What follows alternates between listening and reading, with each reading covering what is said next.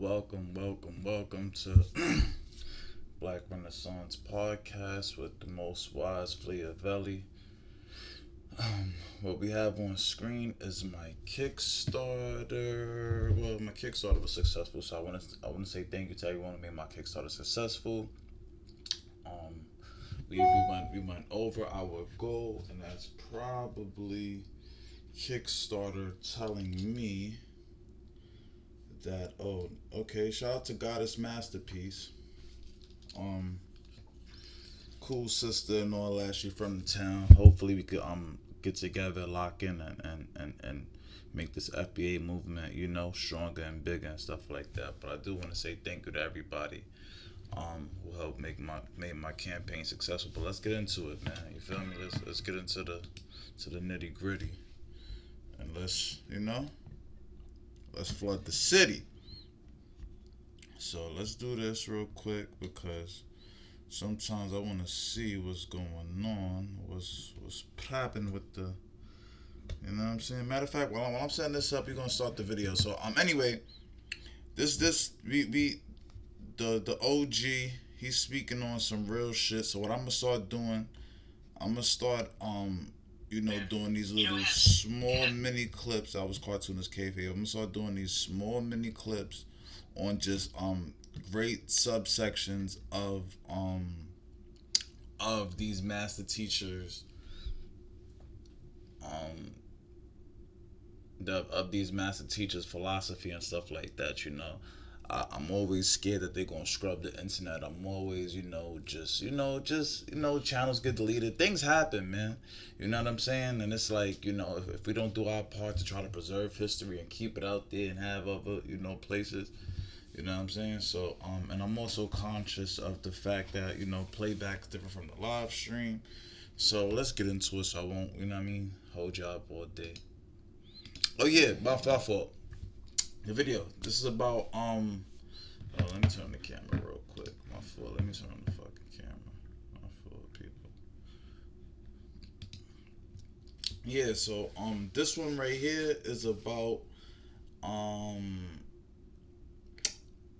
how white America grooms black children to become these things that we chastise in the black community. So let's get into the video. I'm gonna turn off my camera while I eat some food and all that. Try to cut down on the weed smoke. We might be smoking too. So let's get into it. Matter of fact, when I come back, you're gonna see me lighting a blunt. Fuck that. The white supremacists know how to groom niggas. They know how to groom you. The white supremacists know how to groom you from a very young age. They know how to groom you and they know how to undermine you at a very young age. For example, in school, if you have a black child who's around 7, 8 years old, who's very confident, very self-assured, the white supremacists, they'll target that little kid and undermine him. They'll find little things about him to punish him. Like if he speaks up in class, or if he questions some of the answers, or he asks questions about the curriculum, like, Darnell, you're being disruptive. You're being disruptive, Darnell, and you're going to get detention. They'll come up with ways to undermine you. Or if the young boy has a lot of energy, instead of directing that energy in a positive place, like, okay, we'll get you in certain sports, we'll get you in this. You're too energetic. We're gonna put you on Ritalin.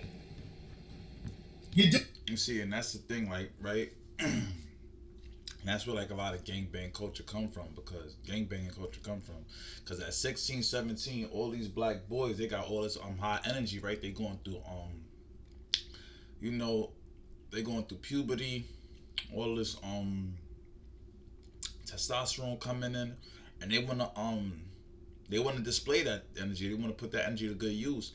And unfortunately, places like AAU have gotten so expensive that you gotta be damn near either rich or at least middle class to get into AAU. You know what I'm saying? PAL programs and stuff like that. It's only but so far and but so much that could, like, get you, and all the little racism and weird stuff that go on there because it's a free program and stuff like that. So you got to keep all that stuff in mind. Especially when you're raising a black boy. To be on something like, yo, like, if these gangbangers and all that, these teen gangbangers had more sports and more, and I know this sound cliche, more recreational activities, they wouldn't be doing the things that they're doing. But that's just the honest to God truth. If they put up more free studios, how much shootings that would stop? Just free studios. You know what I'm saying? Like, they have few studios here and there, far in between. Some like in the bottom of certain projects and stuff like that. I don't even put those addresses out there because you may create a situation. But if they had, like, 2 to 3 different free studios in every neighborhood and stuff like that, give these kids a chance, man. You know what I'm saying? But that's why they took the music out of schools and stuff like that. So you gotta not only put music back in the schools, but put updated music, right? It is nothing to get a mic. You know what I'm saying? There's nothing to get a little audio interface. You get what I'm trying to say? There should be free studios all around New York City for how cheap these mics and audio interfaces cost. You get what I'm trying to say? But it's not, because crime is one of the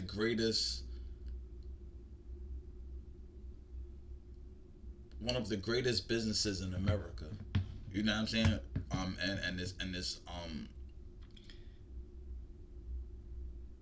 And it's distributed by white supremacy and maintained by white supremacy. Doing too much, Darnell, you're gonna have to take some of these pills, or you're gonna get suspended. They'll undermine the black child who has a lot of positive masculine potential.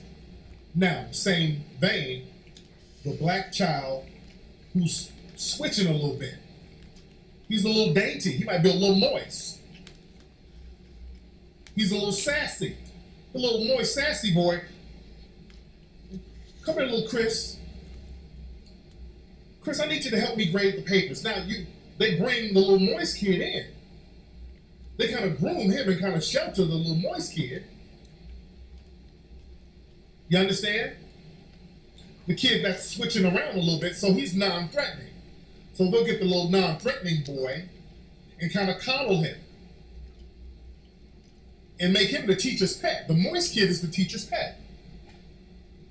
You understand me? I would see this when you go. Remember growing up, I would grow up and the dude switching would always be real cool with the teacher. He would go get the teacher coffee, be switching around with coffee and cream. Always the little moist kids as the teacher's pet. He's like the little teacher's assistant. You understand? And also what they'll do, if the kid, once he get older, especially in high school, they'll start, if he has potential to make the school money, like the colleges or whatever, they'll funnel him into football and all that, and they'll protect him as long as he's making money and income for the school. You understand? That's a sports athlete. So if you have masculinity like that, you have to make money for the school. They have to utilize you in a certain way. But if you ain't on the football team and you're a masculine dude, oh man, you getting written up, you get suspended, you getting expelled, unless you're on the football team. Now if you're on the football team, you can do anything because you're making money. They'll coddle you. Again, white supremacists, they know how to utilize their Negroes. But the moist kid, the one who's a little dainty, non-threatening man, he gets all types of write-ups, all types of accolades. I said escalade, ain't that a bitch? I said escalades, accolades. I said he gets all types of escalades. I sound like one of the mushmouth YouTube niggas. As I see Tariq trying to get escalades in the industry. I sound like one of them niggas now. Trying to get accolades. But what they'll do, they'll have them selling candy and shit. You ever notice that? You ever been at a store and it's always some little kid? Hi, my name is Jamarcus. I'm selling candy for the school. All right, I'll buy 2 candy bars from you, player. It's always a little moist boy selling candy for the school. We got a school trip. We trying to go through the Grand Canyon. I like to sell you 2 candy bars. And then They got to selling them to white folks. And what happened, the boy at the list, black folks don't want to buy no candy bars for him, and then that nigga get mad, and then you're planting the seed for an older fuck nigga. Then he's sitting up in his bedroom with a gang of candy bars, and I stare into the moon, and I look into the sands of the hourglass. No one would buy candy from me.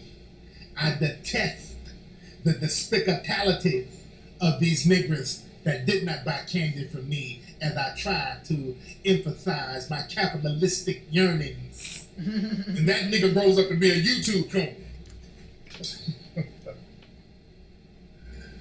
But like I said, the moist kid, the little dainty kid, they'll start giving him little write-ups and accolades and college recommendations.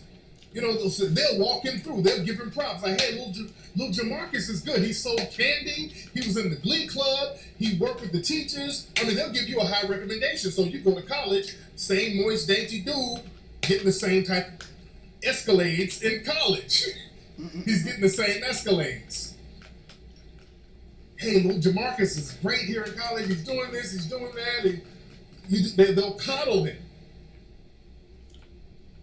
You dig?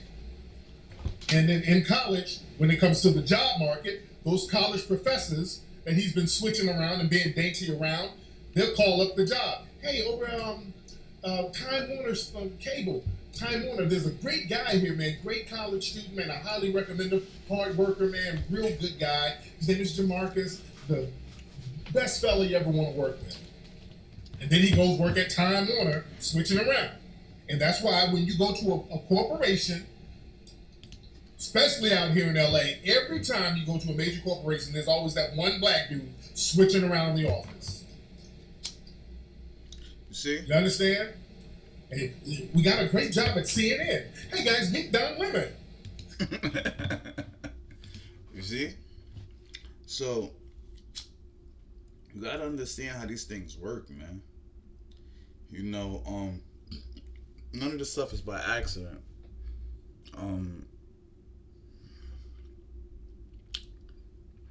You know, they target us from kids, man. They targeting your kids, and the saddest part is a lot of these parents know that, you know, and they set their kids up to be targeted. You know, a lot of these parents, they're so greedy, conniving, money hungry, selfish, narcissistic. You know,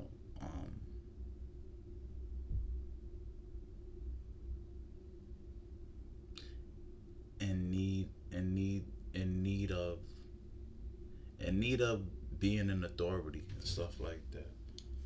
You know, they go and they let their kids get abused by these schools and turned out and groomed and all this other weird stuff, and then the child grows up and has resentment for the parent. And then the mother can't wonder why, you know, or the child grows up and joins a gang. You know what I'm saying? Like, you gotta start paying more attention, man. And not only paying more attention, but you know, you gotta start, you know, holding these teachers accountable, and not only holding these teachers accountable, but like start, you know, really doing what you gotta do, man. Protect your kids, man, because these teachers is in on the white supremacy. We see what type of time these liberals is on. You know, we see what type of time these bisexuals is on. Like, we know what time it is right now, man. We can't. It ain't fall asleep at the wheel time right now. It's go. The whole next decade is be on go. Period. 400 years behind. Be on go. You did? That's why at these corporations, there's always that one dude, black dude, switching around. I'm not saying this to disparage anybody. I'm not saying good, bad, right, or wrong. I'm not saying this to disparage anybody. I'm just saying when they mold you from a young age. They see how you act as a kid. The little dainty kid, Oh, they're creating a space for you. They understand the power of a non-threatening black man. You dig? They understand that. But I've never been to a meeting in Hollywood at any production company where there was not a gay black man walking around. Never. Never, never, never, never. I'm saying never, never, never, never. I've been to meetings at every place in Hollywood. I've never not seen one gay black dude walking around the office. There's always one. And I ain't knocking him. He deserves to work. I'm not saying his brother didn't deserve to work, but whenever they have a black person, usually it's one, and usually they're gay. If it's two, one of them is gay. One of them is moist. You did? No, let's look at TMZ. Van is cool. I know Van ain't gay, but there's that light-skinned dude with the braids over at TMZ. I think he is. I don't know he is. I don't want to say put the man shit out there, but I know Harvey Levin is gay from TMZ. Harvey Levin is openly gay. So that black man who's always under him, that light-skinned dude with the braids, I think he might be, because he's always up under. Dude, what's up? What's up, people? What's up? Boy sleep? Oh, real antsy. Yeah, that dude with those dreads. The dude with the dreads,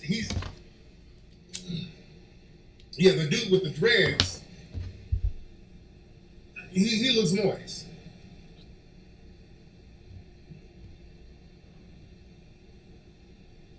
Dreads, not braids, whatever.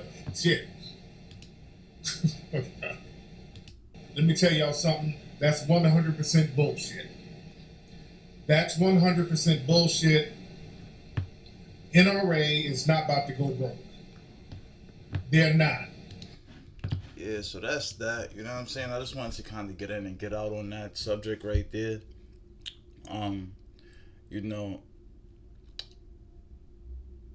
we gotta protect our kids. You know, we can't just protect our sisters. We gotta protect these kids, because these sisters ain't even protecting these kids, man. You know, all that energy y'all sisters take out on us, man. I need to go to these public schools and take that out on the teacher, man. For real, for real. You know what I'm saying? We supposed to be on top of that CRT, critical race theory. You know what I'm saying? We supposed to be on top of that. That's supposed to be taught in schools. These kids should understand all critical race theory is. And I know Tariq Nasheed be going against critical race theory. And listen, you know, that's just, you know, he got his own few things that he on. You know, the OG can't focus on everything. But let me help y'all understand something. You know what I'm saying? You know, if you got the energy to, you know, focus on critical race theory, let's do it. Because these kids need to understand that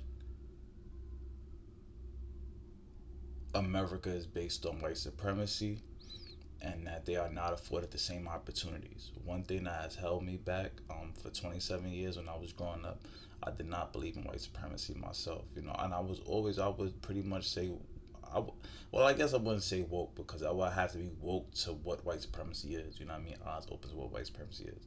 But I was pretty conscious, you know, being raised as 5% and stuff like that. But I truly did not understand the power and the grip that white supremacy had on this world, on this nation, and on my chances at success. So it took me 3 years to figure that out, and, you know, do those things or whatever, go through those lessons, and now I have a comic book company. We just signed a publishing deal in Poland, so we'll be getting translated out there and stuff like that. We just had a successful Kickstarter. You know, and Juneteenth, you know, we'll be dropping our second comic book and stuff like that. So things is moving, and that's all from understanding what white supremacy is. You know, so now I know how to properly navigate and find my audience and find my crowd and stuff like that, and know what I want to write about, and know what I want my purpose to be. You understand? And once you understand what your purpose is, then God will start putting the right people on your pathway to help you out along the way. I encourage anyone to read The Alchemist. I'm not the smartest guy in the world. I'm the most wise. I will always say my wisdom is through the roof. But, education wise and stuff like that, I'm just like, we all the same. But the difference is, my wisdom come from God. And God told me to guide all of y'all to the promised land. How do I guide y'all to the promised land? By exposing y'all to truth, number one. And number two, making sure that y'all are economically stable so that y'all can support someone like me. What's the cost of me teaching you how to become economically stable? It's free. Why is it free? Because I get paid back in support and love.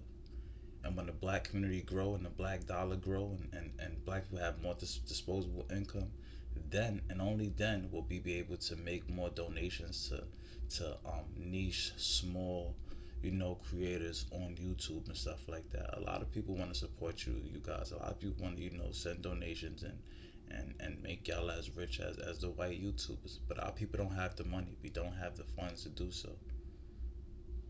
So it's my job and it's my mission to make sure that I'm not only successful, but that we are all successful. You understand? It's the Most Wise Fleavelli, man. Black Renaissance Podcast. 6 minutes ahead with Fleavel. Gonna be out in a few.